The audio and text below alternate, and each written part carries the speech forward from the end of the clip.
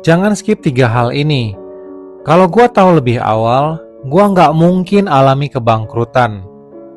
Hai, gua Patrick Lewy. Gua dulu punya penghasilan dari bisnis gua sekitar 60 juta per bulan. Tapi karena gua skip 3 hal ini, gua alami kebangkrutan. Awalnya gua berpikir kalau ingin punya bisnis yang gede harus punya modal yang gede. Akhirnya gua mulai berhutang dari pinjaman bank. Lama-kelamaan bisnis gua itu omsetnya drop sampai ke titik bangkrut. Saat bangkrut gua bingung, mulai menyalahkan keadaan, keluarga gua, bahkan rekan partner gua. Gua nggak tahu harus ngapain. Titik baliknya adalah gua mulai evaluasi diri dan mulai sadar semuanya itu kesalahan gua. Murni kesalahan gua saat ambil keputusan. Jadi, kalau lu lagi jatuh, lu harus ingat untuk evaluasi diri. Itu tips pertama yang harus lu tahu. Lu harus evaluasi diri dan atur ulang keuangan lu. Jadi nggak cukup cuman evaluasi diri aja.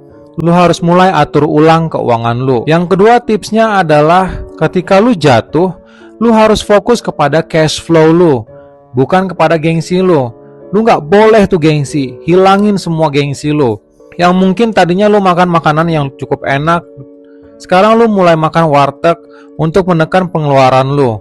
Fokus kepada cash flow, bukan kepada gengsi. Yang ketiga, kalau lu nggak tahu harus mau ngapain, sementara lu punya orang-orang yang lu sayang, seperti orang tua lu, anak istri lu, atau bahkan kerabat-kerabat lu harus tahu gimana caranya menghasilkan uang walaupun saat ini lu lagi jatuh.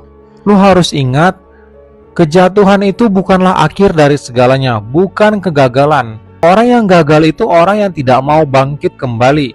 Jadi kalau lu lagi jatuh, lu harus bangkit kembali. Lu harus semangati diri lu. Gak peduli dengan apapun juga, buang gengsi lu jauh-jauh.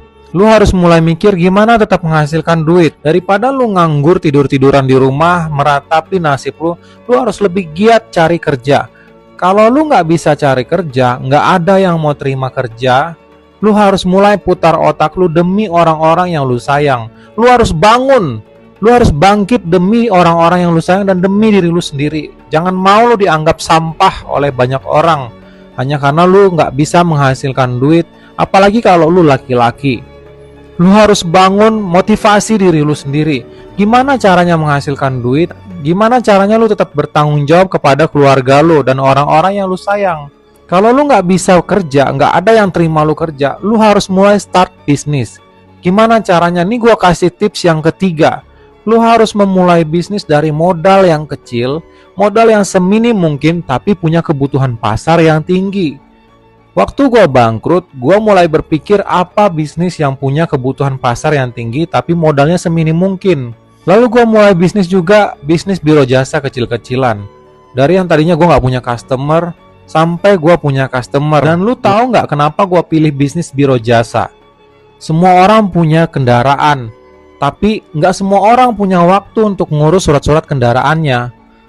Jadi saat gua bangkrut, saat gua jatuh, gua ingat, gua motivasi diri gua sendiri.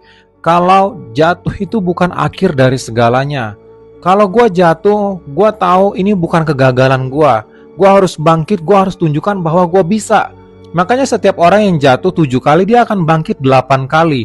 Dia nggak akan mau peduli dengan gengsi dia. Dia akan coba segala usaha untuk menghasilkan duit. Jadi 3 hal ini yang nyelamatin gua. Pertama, gua mulai evaluasi diri bahwa itu semua kesalahan gua. Gua mulai atur ulang keuangan gua. Yang kedua, gua fokus kepada cash flow, bukan kepada gengsi gua.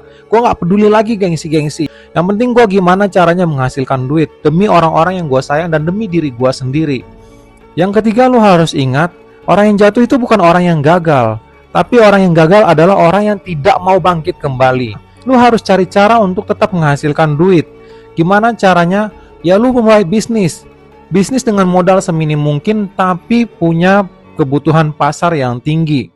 Kalau lu lagi bingung gimana cara menghasilkan duit dan gimana cara memulai bisnis dengan modal seminim mungkin, follow gua dan terus ikuti video gua selanjutnya.